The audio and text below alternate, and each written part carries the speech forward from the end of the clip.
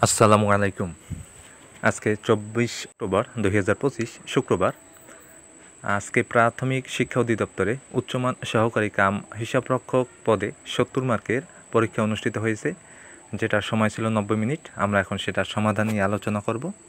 এই সমাধানটি করেছে অগ্রদূত সিরিজ। তো আমরা যদি দেখি, 1 নম্বরে আসছে এক কথায় প্রকাশ, 4টি এক কথায় প্রকাশ আসছে, 4 মার্ক। ক নম্বরে আসছে স্ত্রীর সঙ্গে বর্তমান, যার এক কথায় প্রকাশ হলো সস্ত্রীক। খতে বৃহৎ অরণ্য, অরণ্যানী। গতে ঘটনার বিবরণ দান, প্রতিবেদন। ঘতে তৃণাচ্ছাদিত ভূমি, সাতদল। 2 নম্বরে আসছে কারক ও বিভক্তি, 4টি কারক আসছে। ক নম্বরে আসছে আগুনটা ভালো করে জ্বালাও। এটা হবে, এখানে আগুনটা হলো কর্মকারক। কি জ্বালাও? উত্তর হলো আগুন জ্বালাও। তো এর জন্য এটা কর্মকারক এবং এর সাথে কোনো বিভক্তি নেই। সাথে যে টা আছে এটা পদাশ্রিত নির্দেশক, এটা কোনো বিভক্তি নয়, এজন্য কর্মকারকে শূন্য। খতে আসছে তোমার পূজার ছলে তোমায় ভুলে থাকি। এখানে তোমার পূজার, এই দুইটার নিচেই সম্ভবত দাগ ছিল। তোমার পূজার, আচ্ছা, এই পূজাটা যেহেতু হিন্দুদের একটা অনুষ্ঠান বা ধর্মীয় একটা বিষয় এবং এটা সত্য ত্যাগ করে বিনা স্বার্থে করা হয়, এজন্য এটা সম্প্রদান কারক হবে এবং পূজার একটা র আছে সাথে, এজন্য ষষ্ঠী বিভক্তি। গতে আসছে তুমি সন্ধ্যাকাশের তারার মতো। সন্ধ্যাকাশের নিচে দাগ এবং সন্ধ্যাকাশ এটা একটা স্থান। কোথার তারা? সন্ধ্যাকাশের তারা, এজন্য অধিকরণ হবে। আমরা জানি স্থান, কাল, পাত্র বা স্থান, কাল এবং বিষয় এগুলো হলে অধিকরণ হয়। তো এখানে অধিকরণে ষষ্ঠী। ঘতে আসছে কি হচ্ছে? বাইরে। এই বাইরের নিচে দাগ আছে এবং বাইরেটাও একটা স্থান বোঝাচ্ছে। বাইরে কি হচ্ছে? কোথায় কি হচ্ছে? বাইরে। কোথায়? বাইরে। তো এই যে কোথায় দিয়ে প্রশ্ন করলে উত্তর আসতেছে, এটাও অধিকরণ এবং বাইরে একটা এ বিভক্তি, এজন্য সপ্তমী। 3 নম্বরে আসছে সন্ধি বিচ্ছেদ। কথোপকথন, এর সন্ধি বিচ্ছেদ হলো কথা যোগ উপকথন। খতে উদ্যোগ, এটা হলো উত যোগ যোগ। গতে আসছে কিন্নর, এর সন্ধি বিচ্ছেদ হলো কিম যোগ নর। নিরস, এর সন্ধি বিচ্ছেদ হলো নয়রসি, এরপর বিসর্গ যোগ রস। 4 নম্বরে আসছে বাগধারা। অর্থসহ বাক্য রচনা লিখতে বলছে। বাগধারা অর্থ লিখতে হবে এবং এর দ্বারা বাক্য রচনা করতে হবে। ক নম্বরে আসছে কলমের এক খোঁচা। এটার বাগধারার অর্থ হলো অনিষ্ট করার উদ্দেশ্যে বা কারো ক্ষতির উদ্দেশ্যে লিখিত আদেশ। বাক্য রচনা হলো যে কোনো বাক্য রচনায় করা যায়। এই সমাধানে দেওয়া হয়েছে বড় সাহেবের কথা না শোনায় তিনি কলমের এক খোঁচা দিয়ে মাসুদকে চাকরিচ্যুত করল। মাসুদ আর ভালো হলো না। খ নম্বরে আসছে ইন্দ্রপতন। এর অর্থ হলো বিখ্যাত ব্যক্তির মৃত্যু। তো বাক্য রচনা দেওয়া আছে আনিসুজ্জামানের মৃত্যুতে বাংলা সাহিত্যের ইন্দ্রপতন ঘটল। গ নম্বরে উজানের কই, এর অর্থ সহজলভ্য।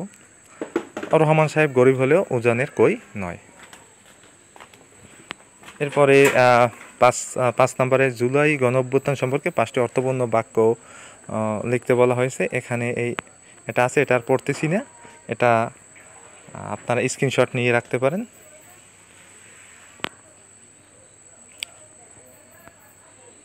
আচ্ছা, এই পর্যন্ত এটা স্ক্রিনশট নিয়ে রাখতে পারেন।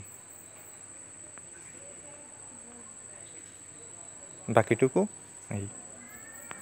আচ্ছা, এবার আমাদের 6 নম্বরে আসছে সেন্টেন্স কারেক্ট করা। একটা আসছে, এখানে দিছে কতে, মানে একটাই আসছে, he speaks the English like English. এখানে একটা বিষয় হলো দুইটা ইংলিশ এখানে দেওয়া আছে, আমাদের বুঝতে হবে কোন ইংলিশ কি। হি স্পিক্স মানে সে বলে, সে কি বলে? ইংরেজি বলে। এতে প্রথম যে ইংলিশ সেটা হলো ভাষা, যে সে ইংরেজিতে বলে, কথা বলে। আর পরের যে ইংলিশ সেটা হলো জাতি। এখানে ইংলিশ বলতে যারা ইংল্যান্ডের অধিবাসী তাদেরকে ইংলিশ বলে, যেমন আমাদের বলে বাংলাদেশি, যারা চায়না দেশে তাদের চাইনিজ বলে, এরকম যারা ইংল্যান্ডের তাদেরকে ইংলিশ বলে। তো এখানে বলা হয়েছে যে সে ইংরেজদের মতো, মানে যারা ইংরেজি ভাষাভাষী, মানে ইংরেজ দেশের লোক, সেই ইংরেজদের মতো ইংরেজি বলতে পারে। তাহলে প্রথম ইংলিশটা এখানে হলো ভাষা আর দ্বিতীয় ইংলিশটা হলো জাতি। আর্টিকেলের নিয়ম অনুযায়ী কোনো ভাষার পূর্বে দা বসে না। আর জাতির নামের পূর্বে দা বসে, তার মানে প্রথম ইংলিশটা যেহেতু ভাষা, এর আগে এই দাটা হবে না, আর দ্বিতীয় ইংলিশটা যেহেতু জাতি, তার আগে একটা দা হবে। কিন্তু এখানে করছে উল্টাটা, ভুল এখানে দিছে যে ভাষার নামের আগে দা দিছে, যেটা হবে না, আর জাতির নামের আগে দা দেয়নি, যেখানে হবে। উত্তরে দেখেন এখানে দাটা নেই, আর এখানে দা দিয়ে দিছে। আর 7 নম্বরে ইংরেজি অনুবাদ করুন। সে ডায়রিয়ায় মারা গেছে, হি ডাইড অফ ডায়রিয়া। তো এখন দেখেন ডাইডের পর অফ দিতে হবে, যেহেতু রোগে মারা গেছে। তো রোগে মারা গেলে ডাইয়ের পরে অফ হয়, এজন্য ডাইড অফ। শিশুটি কাঁদতে কাঁদতে আমার কাছে এলো। এইখানে যে কাঁদতে কাঁদতে কোনো কিছু যদি ডাবল বলা হয়, তাহলে ওই ওয়ার্ডটার যে ইংরেজি হয় সেটার সাথে আইএনজি করে শেষে দিয়ে দিলেই হয়ে যায়। তা আমরা যদি এখানে স্বাভাবিকভাবে করি, মানে কাঁদতে কাঁদতে এটা ধরি নাই, এখানে বাদ দিলাম, তাহলে কি হলো? শিশুটি আমার কাছে এলো, এটার ইংরেজি হবে the child came to me. এটুকু তো আমরা সবাই জানি, the child came to me. এইবার এই যে কাঁদতে কাঁদতে, এই কাঁদতে কাঁদতের জন্য আমরা এখানে ক্রাইং দেব। কাদার ইংরেজি ক্রাই, যেহেতু এটা ডাবল হয়েছে এজন্য আইএনজি দিয়ে শেষে দিয়ে দেবো, এরকম।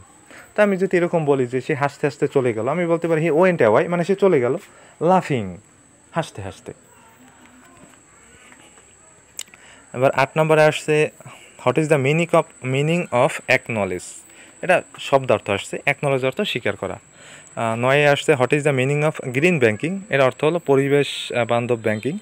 10-এ আসছে what is the meaning of the phrase out of the wood. এটা একটা ফ্রেজ আসছে যার অর্থ হলো বিপদমুক্ত। আমাদের 11-তে আসছে what is the opposite word of honorary. Honorary মানে অবৈতনিক, মানে বেতন ছাড়া যে কাজগুলো করা হয় সেরকম অবৈতনিক, যার অপোজিট মিনিং চেয়েছে। তো এখানে অপোজিট মিনিং হলো পেইড বা স্যালারিড দিলেও হয়। স্যালারিড মানে তো আমরা বেতন নেই, সেটা। Fill in the blank. Early rising is beneficial to হবে, এখানে বেনিফিশিয়ালের পর টু হয়, বেনিফিশিয়াল টু হেলথ, স্বাস্থ্যের জন্য উপকারী। আর্লি রাইজিং মানে সকালে ঘুম থেকে ওঠা স্বাস্থ্যের জন্য উপকারী। এবার খ নম্বরে আসছে slow and steady wins the race. এটা আমরা জানি, এটা একটা ফ্রেজ। গতে আসছে he prefers tea to coffee, এখানে টু হবে, মানে সে কফি থেকে চা বেশি পছন্দ করে। তো সাধারণ লাইনে কোনো কিছু একটার থেকে আর একটা পছন্দ করতে দেন বসে, কিন্তু প্রেফার যদি থাকে কখনো, সেক্ষেত্রে টু হয়, দেন হয় না। এবার ঘতে আসছে justice delayed is justice denied was stated by, মানে এই কথাটা বলছে গ্ল্যাডস্টোন। 13 নম্বরে আসছে write the singular form of agenda. এটা একটা ল্যাটিন ওয়ার্ড, এগুলার সিঙ্গুলার প্লুরাল একটু আলাদা হয়। তো এজেন্ডার সিঙ্গুলার হলো এজেন্ডাম। 14 নম্বরে বলছে ডু ইট অ্যাট ওয়ান্স, এর প্যাসিভ ভয়েস লিখুন। তো এটা একটা ইম্পারেটিভ সেন্টেন্স, আর ইম্পারেটিভ সেন্টেন্সের প্যাসিভ সবসময় লেট দিয়ে শুরু হয়। লেট, প্রথমে লেট আসবে, তারপর আসবে এটার সাবজেক্ট বা অবজেক্ট। এখানে অবজেক্ট আর সাবজেক্ট হয়ে বসবে, এখানে অবজেক্ট হলো ইট। তো ইট আসছে, এরপরে সূত্র অনুযায়ী বি আসবে, তারপরে ভার্বের পাস্ট পার্টিসিপেল ফর্ম বা V3 হবে। এখানে ডু এর V3 হয়েছে ডান, আর শেষে বাকিটুকু বসে গেছে অ্যাট ওয়ান্স। তো let it be done at once. Write the passive form of who will do the work, কে এই কাজটি করেছে, এটার প্যাসিভ ফর্ম করতে বলছে। তো যদি প্রথমে হু থাকে, তাহলে তার পরিবর্তে বাই হুম হয়, এরপর অক্সিলারি ভার্ব হয়। অক্সিলারি ভার্ব এখানে উইল আছে, তো এখানে উইল হয়েছে, মানে উইল থাকলে উইল বি হয়, বিটা পরে হবে, আগে উইল হবে, এরপরে অবজেক্টটা সাবজেক্ট হয়ে বসবে। অবজেক্ট হলো দ্য ওয়ার্ক, সেই দ্য ওয়ার্ক বসছে, এরপরে উইলের সাথে যে বি থাকার কথা, মানে অ্যাক্টিভে উইল থাকলে প্যাসিভে উইল বি হয়, সেই বিটা এখন বসছে। আর প্যাসিভে সবসময় ভার্বের ভিতরেই হবে, এজন্য এই ডু এর ভিতরেই ডান হয়েছে। 16 নম্বর একটা প্যারাগ্রাফ আসছে কক্সবাজার নিয়ে, এটার সমাধান এখানে দেয়নি। 17তে একটা অঙ্ক আসছে গণিত, বলছে 400 টাকা দরে 3 কেজি মিষ্টি কিনে শতকরা 5 টাকা হারে ভ্যাট দিলে মোট খরচ কত টাকা তা নির্ণয় করুন। এটা একদম সহজ ছিল। 1 কেজি মিষ্টির দাম 400, তাহলে 3 কেজি মিষ্টির দাম 1200 টাকা, এটা বের করছে। এবার আমার শতকরা ভ্যাট ছিল 5 টাকা, শতকরা 5 টাকা মানে 100 টাকায় 5 টাকা, তাহলে এটা লিখলো যে 100 টাকায় ভ্যাট দিতে হয় 5 টাকা, অতএব 1 টাকায় 5/100, 100 নিচে যাবে, ভাগ হবে কেন, কারণ 1 টাকা তো 100 টাকার থেকে কম। এবার আমার 1200 টাকার বের করতে হবে, কারণ মিষ্টির দাম এই যে 1200 টাকা, 1200 টাকায় ভ্যাট হয়, তারপর 1200 উপরে গুণ হবে, কাটাকাটি করে 60 টাকা হয়। আমার প্রশ্নে কি চেয়েছে, প্রশ্নে চেয়েছে শতকরা 5 টাকা হারে ভ্যাট দিলে মোট খরচ কত। মোট খরচ মানে মিষ্টির দাম এর সাথে প্লাস আপনার ভ্যাট, এই দুটো মিলেই তো মোট খরচ। মোট খরচ হলো 1200 যোগ 60, 1260 টাকা।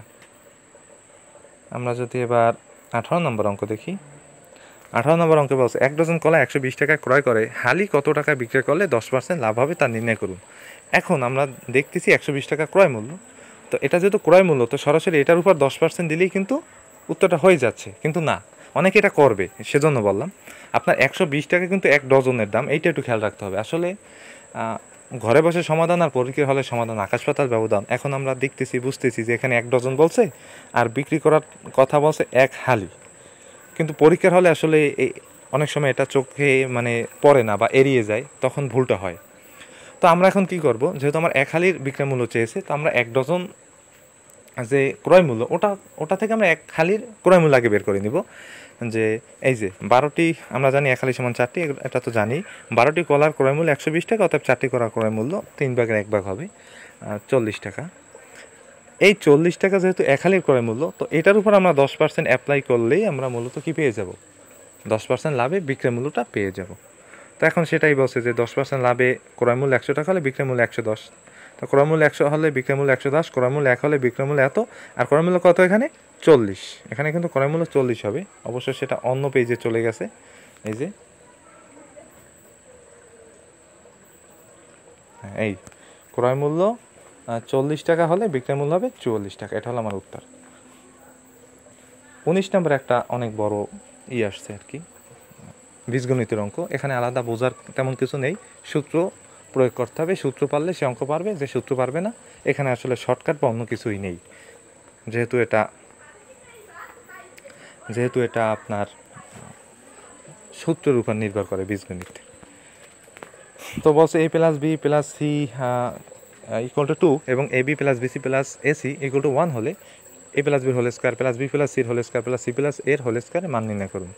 তো এখানে দেওয়া আছে, ওটা তো দিলাম। তারপরে এই যে প্রদত্ত রাশি দিয়ে উঠিয়ে এখন এই যে a plus B whole square সেটা সূত্র বসাইলাম, a square plus 2b plus B square. তারপর বি প্লাস সির যে সূত্র B square plus 2bc plus C square, এই সূত্রগুলো বসানো হয়েছে। এরপর এগুলো যোগ করা হয়েছে। কি যোগ করা হয়েছে দেখেন, এইখানে এই যে a স্কোয়ার একটা আছে, এই a স্কোয়ার একটা আছে, তাহলে এই যে দুইটা a স্কোয়ার হয়, বসালাম দুইটা a স্কোয়ার, এরকম দুইটা বি স্কোয়ার দুইটা সি স্কোয়ার, এভাবে সব কিছু আর কি সাজিয়ে সুন্দর করে লেখা হয়েছে এই লাইনে।